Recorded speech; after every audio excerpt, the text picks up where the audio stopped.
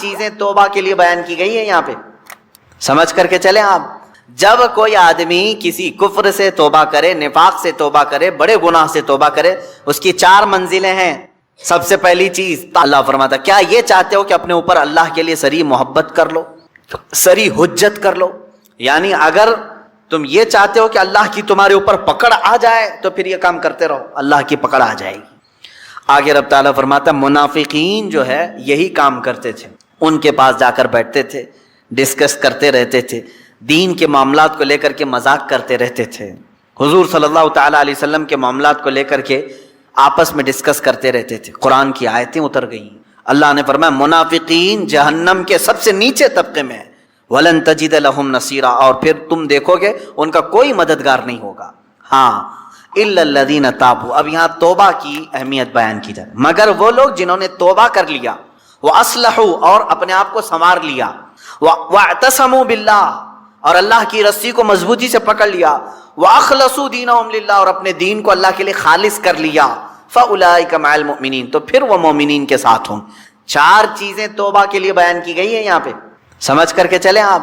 جب کوئی آدمی کسی کفر سے توبہ کرے، نفاق سے توبہ کرے، بڑے گناہ سے توبہ کرے، اس کی 4 منزلیں ہیں۔ سب سے پہلی چیز تابو، توبہ کرے۔ توبہ گال پہ تھپڑ مارنے کا نام نہیں ہے، توبہ لفظ ہے رجوع کرنے کا۔ رجوع کا مطلب ہے جس کام کو کیا تھا اس سے اپنے آپ کو شرمندگی محسوس کرے کہ میں نے غلط کیا تھا اور چھوڑنے کا پکا ارادہ کر لیا، یہ توبہ ہے۔ کان پکڑنا، گلے گال کو تھپڑ مارنا یہ کوئی ضروری نہیں بھی کیا، تم نے سوئے سوئے دل میں ارادہ کر لیا اے اللہ مجھ سے غلطی ہو گئی، میں باز آتا ہوں، یہ توبہ ہو گئی، یہ تمہاری توبہ ہے۔ سجدے میں گر گئے، اے اللہ مجھے افسوس ہے کہ میرے سے غلط کام ہو گیا، تم نے اپنی غلطی سے توبہ کر لی، بس یہ توبہ ہے۔ توبہ کہتے ہیں پلٹنے کو، جہاں تھے تم وہاں سے پلٹ آئے۔ نمبر 1 توبہ کے بعد کیا کیا کرنا ہے؟ وہ اصلحو کا مطلب ہوتا ہے اپنے آپ کو پھر سنوارنا ہوگا تمہیں، مومنین کے ساتھ اگر بیٹھنا ہے تو سنوارنا ہوگا۔ اسی لیے اس آیت کے ذریعے سے مفسرین فرماتے ہیں کوئی اگر توبہ کرتا ہے کسی چیز سے فوراً اس پر اعتبار مت کرو، 6 مہینے انتظار کر کے دیکھو کہ سنورا کہ نہیں سنورا، اپنے آپ کی اصلاح کیا کہ نہیں۔ میاں آج چھوٹی چیز تھپڑ مار لیا، توبہ توبہ توبہ توبہ، اور اس کے بعد پھر کل دیکھا تو پھر وہی ہے۔ کبھی کبھار جو سچی توبہ نہیں کرتا ہے وہ آدمی چند دنوں کے بعد پھر واپس اسی گناہ میں چلا جاتا ہے۔ شریعت نے کہا ہے کہ 6 مہینے اس کا انتظار کریں، 6 مہینے اس کا انتظار کریں، دیکھیں کہ اس نے اپنے آپ کی اصلاح کر لی یا نہیں۔ کچھ لوگ صرف شادی کے لیے توبہ کر لیتے ہیں، صرف شادی کے لیے ایمان لے آ رہے ہیں، یہ بھی معاملات ہے۔ تو یہاں پر بھی حکم ہے، ٹھیک ہے ایمان لائے، میں اس کا انکاری نہیں ہوں۔ کوئی لڑکی ایمان لے آئی، کوئی لڑکا ایمان لے آیا، اسلام میں داخل ہوئے ہیں، تو حکم تو یہ ہے کہ 6 ماہ اس کا انتظار کرو، دیکھو کہ حقیقت میں اس نے اپنے آپ کو سنوار لیا کہ نہیں۔ ارے ادھر صبح توبہ کیا، دوپہر میں نکاح کی محفل بیٹھ گئی، پھر شام میں پتہ چلا کہ ہو گیا، اب واپس چلو اپنے دھرم میں، یہ تو دھوکہ دینا ہوا۔ تو اصلاح کرنا اپنے آپ کی، یہ توبہ کی دوسری منزل ہے۔ تم ایمان والوں میں کب شامل کیے جاؤ گے؟ پہلے نمبر پر توبہ، دوسرے نمبر پر اپنی اصلاح۔ وہ یوں ہی سمجھ لیں زخم ہو گیا تھا، ہاتھ میں زخم ہو گیا تھا، پھوڑی ہو گئی تھی، پھٹ گیا، گئے ڈاکٹر کے پاس، کس کام کے لیے؟ علاج کے لیے۔ اب وہاں 2 چیزیں ہیں، 2 چیزیں، پہلے تو اس کو صاف کر کے وہ پٹی باندھے، پہلے تو صاف کر کے پٹی باندھے، اس کے بعد پھر دوائی بھی دے کہ جو کمزوری آئی ہے وہ دور ہو سکے۔ دونوں میں خالی ایک ہی کیا، خالی دوائی لے کر کے آیا، زخم کو نہ پوچھا نہ کچھ نہیں، تو زخم تو باقی رہا اور دوائی کھا رہے ہو، یا زخم کو تم نے سب پوچھ دیا لیکن دوائی کھائی نہیں، تو بھی چنگا ہونے میں، بھلا ہونے میں ٹائم لگتا ہے۔ اسی طرح سمجھ لیں کہ گناہوں سے توبہ کر لیا، پٹی باندھ لیا، اصلاح کرنے کے لیے نمازوں کی کثرت کرو، خیرات کی، یہ گولی کا کام کرے گی، تمہارے جسم کے اندر اصلاح پیدا ہو جائے گی۔ مثال کے طور پر اب دارالحرب ہے، ہمارے ہاں تو اسلامی نظام ہے نہیں، یہاں اگر جیسے بھیانک گناہ ہو جاتے ہیں تو کیا کرنا چاہیے اسے؟ جیسے زنا ہو گیا کسی سے، اسلامی ریاست ہوتی تو اسے تو سنسار کرنے کا حکم ہے نا۔ غیر شادی شدہ ہو تو 100 کوڑے مارے جائیں گے، شادی شدہ ہو تو سنسار کیا جائے گا، یہ اسلامی سزا ہے۔ یا چوری کیا ہے تو ہاتھ کاٹا جائے گا، یہ معاملات ہیں۔ لیکن آپ دارالحرب میں ہیں، یعنی یہاں اسلامی نظام نہیں، آپ سے ایسا گناہ سرزد ہوا تو اب کیا ہے؟ اس کے لیے اسلام نے یہ نظام رکھا ہے کہ تم سب سے پہلی چیز توبہ کرو، توبہ کرو، اس بھیانک گناہ سے توبہ کرو۔ دوسرے نمبر پر اللہ نے فرمایا وَأَصْلِحُوا، اور اپنی اصلاح کرو۔ اصلاح کس بات پر؟ پہلے سے زیادہ نمازوں میں آؤ، نفل کی کثرت کرنے لگ جاؤ، خیرات کرو، صدقہ دو، محفلوں میں بیٹھو، تسبیح ہاتھ میں لے لو، کیونکہ جو ڈیمیج کیا تم نے اپنی روح کو، اس کو اتنا بینڈیج تو لگانا ہی پڑے گا، اس کی اصلاح تو ضروری ہے۔ تو جس سے گناہ سرزد ہوئے وہ اگر توبہ کرنا چاہتا ہے تو دو چیزیں پہلے سمجھ لیں، ایک تو سچے دل سے توبہ کرنا یعنی باز آنے کا ارادہ کر لینا، دوسرے اس پر نیکیوں کی کثرت کرنا، تب جا کر کے وہ توبہ کا پھل تمہیں ملے گا۔ ہاں بعض جگہوں پر میں نے دیکھا ہے دیہاتوں وغیرہ میں وہ لوگ کسی لڑکے اور لڑکی کے معاملے کو دیکھتے ہیں کہ یہ غیر شادی شدہ تھے اور چلے گئے اور ساتھ میں رات بتا کر کے آئے تو ان کو پکڑ کر کے جماعت والے بٹھاتے ہیں، اسلامی سزا ہے نہیں، آپ دے نہیں سکتے۔ اور بعض دیہاتوں میں نے دیکھا ہے کہ جھاڑو لے کر کے اس کو مارتے ہیں یا ٹاول کو لپیٹ کر کے اس کو مارتے ہیں۔ یہ مذاق کر رہے ہو اسلامی نظام کا؟ مذاق ہے اسلامی نظام کا؟ وہ تو حضرت ایوب علیہ السلام کی بیوی کے لیے اترا تھا قرآن پاک میں۔ حضرت ایوب علیہ السلام نے قسم کھا لی تھی اپنی بیوی کے بارے میں کہ وہ شیطان کے پاس گئی تھی، اگر میں صحیح ہو جاؤں تو تجھے 100 کوڑے ماروں گا۔ آپ صحیح ہو گئے، 100 کوڑے مارنے والے تھے، لیکن وہ بیوی بڑی نیک شعار تھی۔ اللہ نے حکم فرمایا جبرائیل امین کو، جاؤ ایک جھاڑو جس میں 100 کاڑیاں ہو وہ ایوب کو دے دو اور کہو کہ ایک بار اس سے اپنی بیوی کو مارے، ان کی قسم پوری ہو جائے گی۔ یہ قرآن میں ہے۔ وہ ایوب علیہ السلام کی بیوی کے لیے یہ بات اتری تھی۔ تو میں نے کسی گاؤں کے متولی صاحب کے متعلق یہ سنا کہ وہ بھی 100 کاڑیوں کی جھاڑو لے کر کے اس لڑکے کو مارتے ہیں جو لڑکی کو بھگا لے جاتا ہے، اور کہتے ہیں 100 کوڑوں کے برابر ہو گیا، اور اگر 100 کوڑے مارو گے تو پھر اگلا دن آپ کے کوڑے پڑنے کا آ جائے گا۔ یہاں نہیں مار سکتے، یہاں صرف یہ ہے کہ سچی توبہ کی اسے تلقین کی جائے، رو رو کر کے تو توبہ کرے، اس کے بعد اپنی اصلاح کرے۔ اپنی اصلاح کیسے؟ نیکیوں کی کثرت کرے۔ پہلے نماز کم پڑھتا تھا تو اب زیادہ کر لیں، نفل نہیں تھے تو نوافل کی زیادہ تعداد کر لیں، درود مبارکہ آیت کریمہ کا ورد زیادہ کرے۔ یوں ہی سمجھ لیں کہ بیماری کے بعد جب آدمی اٹھتا ہے تو اسے ٹونک لینی پڑتی ہے، اچھی غذا دینی پڑتی ہے تاکہ اس کی جو گری ہوئی صحت ہے وہ جلدی صحیح ہو جائے۔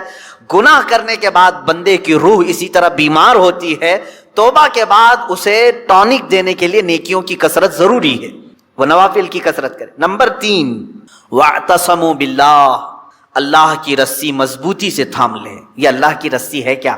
اس پر ہی بہت گھنٹوں تفسیر ہو جائے گی۔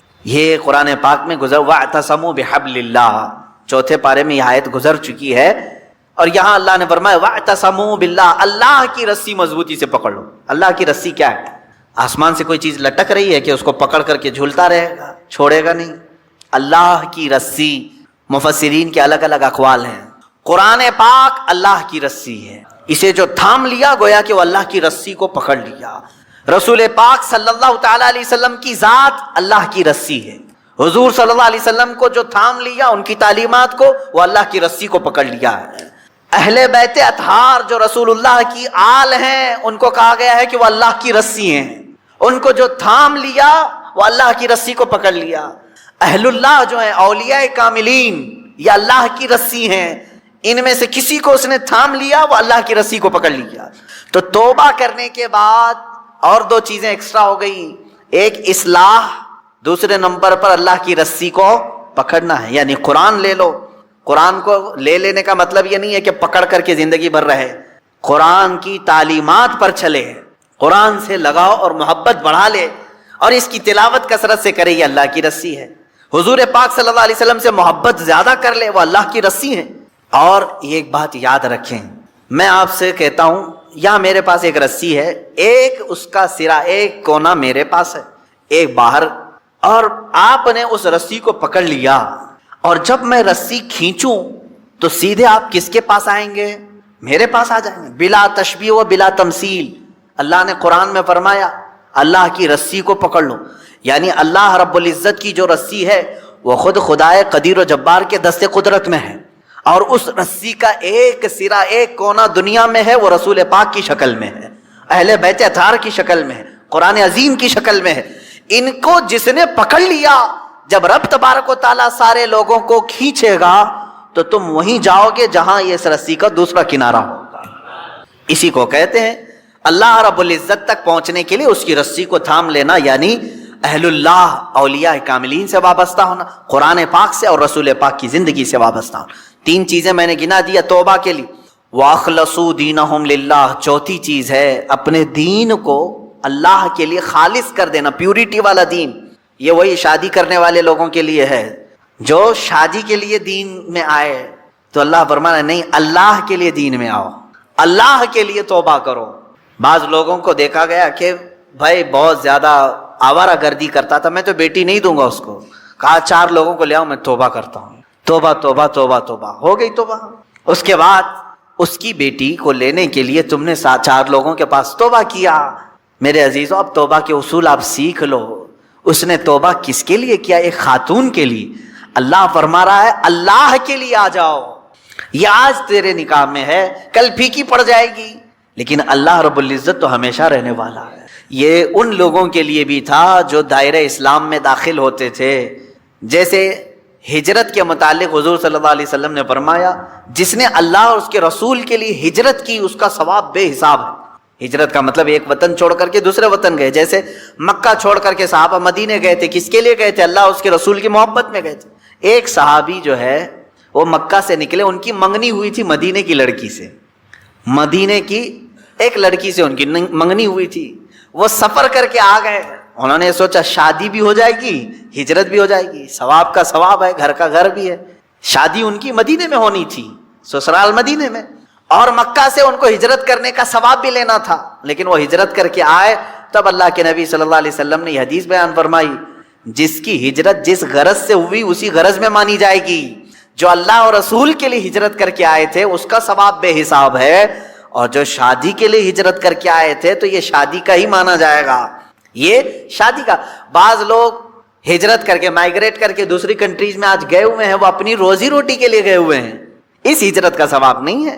اپنے دین کی حفاظت کے لیے اور اللہ کی رضا کے لیے اگر کوئی ہجرت کیا ہے تو اس کا ثواب ہے، بہت بڑا ثواب ہے. مثال کے طور پر برما کے لوگ جو ہجرت کی ہیں، ان کے اوپر آفتیں تھیں، مصیبتیں تھیں، اور ان کے اوپر دین تنگ کر دیا گیا تھا، اور وہ وہاں سے گھر چھوڑ کر کے ہجرت کر کے اگر کسی دارالاسلام میں گئے ہیں تو ان کو وہی ہجرت کا ثواب ہوگا جو صحابہ نے ہجرت کی تھی. یہ ثواب ہے کیونکہ وہ اپنے دین کی حفاظت کے لیے ہجرت کیے تھے. اس بات کو سمجھیں. 4 چیزیں یہاں پر بیان ہوئی ہیں توبہ کے متعلق. جو لوگ ایمان والوں کے ساتھ اٹھایا جانا اپنے آپ کو پسند کرتے ہیں، وہ سب سے پہلی چیز اپنی پرانی چیزوں سے، نفاق تھا یا کفر تھا یا بھیانک گناہ تھے، پہلی چیز توبہ کرے. دوسری چیز اصلاح کرے، یعنی جو ڈیمیج ہوا تھا اس کو صحیح کرے. کیسے؟ نیکیوں سے، نمازوں سے، تسبیحات سے.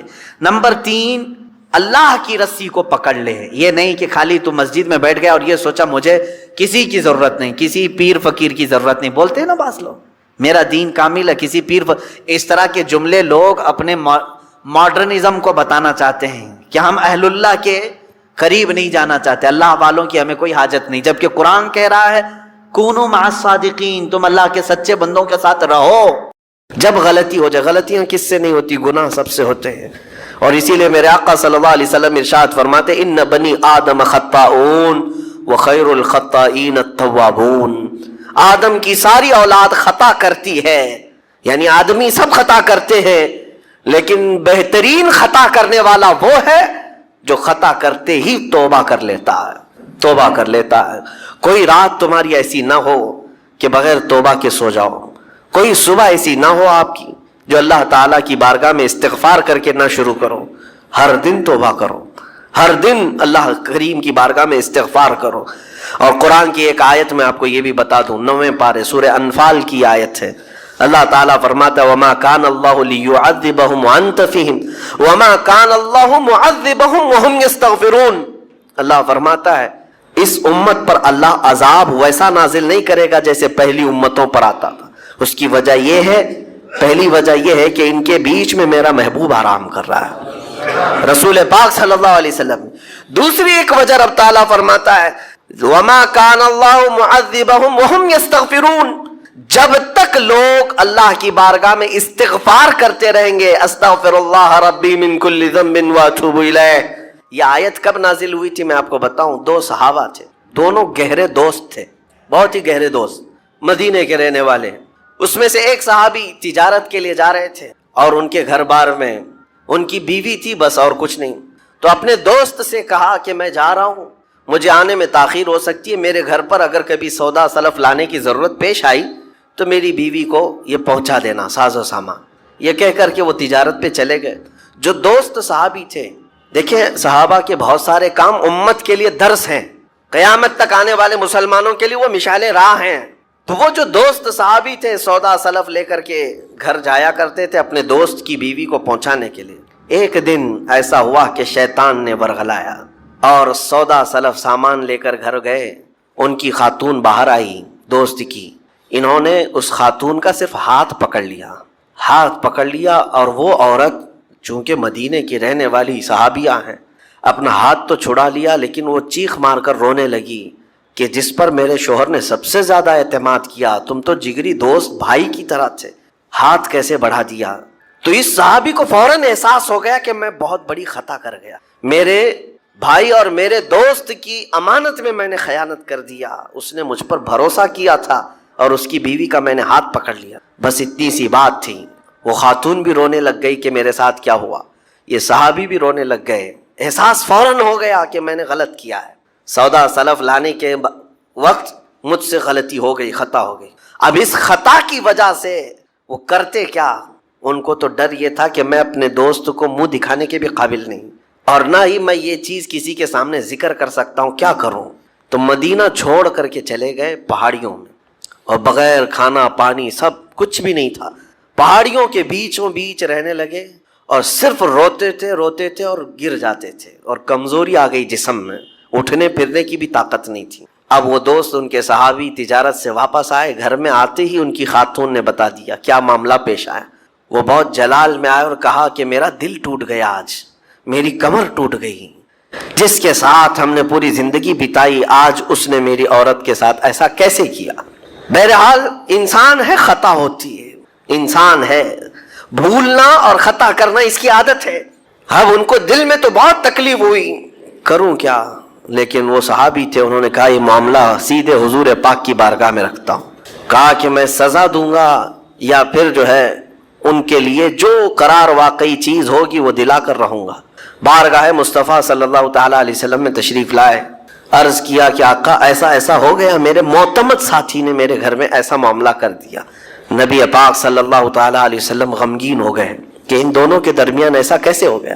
پھر تھوڑی دیر کے بعد رحمت عالم صلی اللہ علیہ وسلم جو غیب دان نبی ہیں، ہر چیز کو جانتے بلکہ اپنے امتیوں کے احوال سے باخبر رسول ہیں، نبی پاک صلی اللہ تعالیٰ علیہ وسلم اپنے اس غریب صحابی کے حالات معلوم کیے، پتہ چلا کہ وہ تو گھر بھی چھوڑ دیا، مدینے بھی چھوڑ دیا، پہاڑیوں میں جا کر کے پناہ لے کر کے اکیلا تنہا رہ رہا ہے۔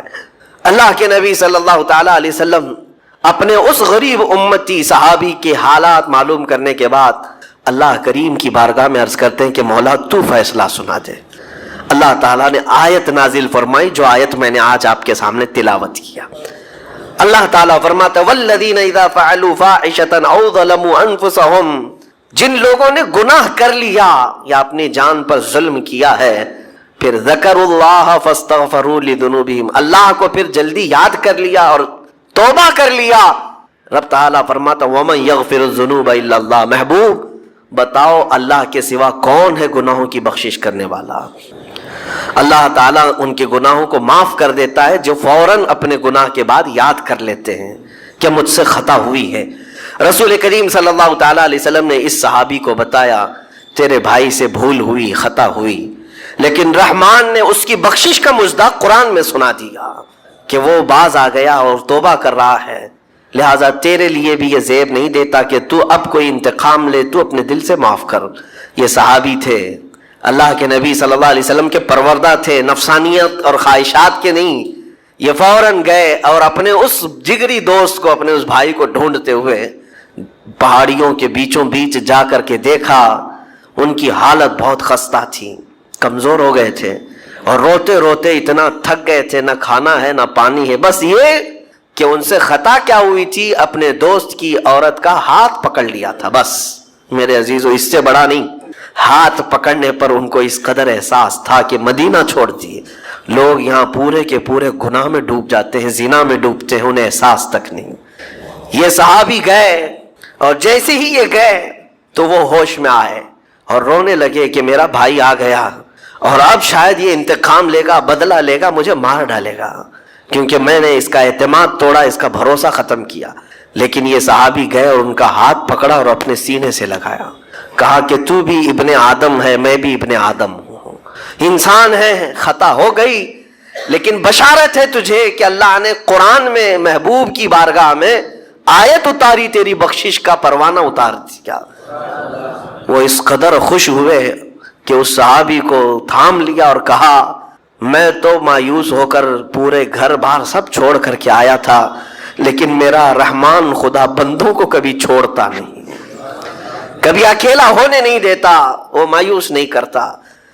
میرے عزیزو، آج ہمارے پاس وقت ہے، جب ٹھوکر کھائیں تو فوراً احساس ہو جائے، جب غلطی ہو جائے۔ غلطیاں کس سے نہیں ہوتی؟ گناہ سب سے ہوتے ہیں، اور اسی لیے میرے آقا صلی اللہ علیہ وسلم ارشاد فرماتے ان بنی آدم خطاؤون وخیر الخطائین التوابون۔ آدم کی ساری اولاد خطا کرتی ہے، یعنی آدمی سب خطا کرتے ہیں، لیکن بہترین خطا کرنے والا وہ ہے جو خطا کرتے ہی توبہ کر لیتا ہے، توبہ کر لیتا ہے۔ کوئی رات تمہاری ایسی نہ ہو کہ بغیر توبہ کے سو جاؤ، کوئی صبح ایسی نہ ہو آپ کی جو اللہ تعالیٰ کی بارگاہ میں استغفار کر کے نہ شروع کرو۔ ہر دن توبہ کرو، ہر دن اللہ کریم کی بارگاہ میں استغفار کرو۔ اور قرآن کی ایک آیت میں آپ کو یہ بھی بتا دوں، 9ویں پارے سورہ انفال کی آیت ہے، اللہ تعالیٰ فرماتا ہے وَمَا كَانَ اللَّهُ لِيُعَذِّبَهُمْ وَأَنْتَ فِيهِمْ وَمَا كَانَ اللَّهُ مُعَذِّبَهُمْ وَهُمْ يَسْتَغْفِرُونَ۔ اللہ فرماتا ہے اس امت پر اللہ عذاب ویسا نازل نہیں کرے گا جیسے پہلی امتوں پر آتا تھا۔ اس کی وجہ یہ ہے، پہلی وجہ یہ ہے کہ ان کے بیچ میں میرا محبوب آرام کر رہا ہے، رسول پاک صلی اللہ علیہ وسلم۔ دوسری ایک وجہ رب تعالیٰ فرماتا ہے وَمَا كَانَ اللَّهُ مُعَذِّبَهُمْ وَهُمْ يَسْتَغْفِرُونَ، جب تک لوگ اللہ کی بارگاہ میں استغفار کرتے رہیں گے، اللہ فرماتا ہے اس قوم پر اللہ عذاب نہیں نازل کرتا۔ جب بندے چھوڑ دیتے ہیں، ارے جو کیا سب صحیح کر رہا ہوں، میرا کیا ہے، توبہ کرنا بھول گیا، استغفار کرنا بھول گیا، ان بندوں پر اللہ کا عذاب آتا ہے، اس قوم پر عذاب آتا ہے۔ اسی لیے میں کہتا ہوں میرے عزیزو، خطائیں سب سے ہیں، ہمارے دامن کے اندر کیا کیا ہے وہ ہمیں معلوم ہے، ہمارے پروردگار کو بہت سارے راز ایسے ہیں جو اس نے چھپا رکھا ہے، بندوں کے اوپر پردہ ڈال رکھا ہے، اتنی باتیں کہ اگر وہ پردہ اٹھا دے تو لوگ رشتہ داروں کے سامنے بیٹھنے کے بھی قابل نہیں رہیں، ماں باپ دیکھ کر گھبرا جائیں گے اور اپنے گھر سے دور کر دیں، یا اگر باپ کی غلطیاں بیٹے کو پتہ چل جائے تو زندگی بھر اس کو باپ نہیں تسلیم کرے گا۔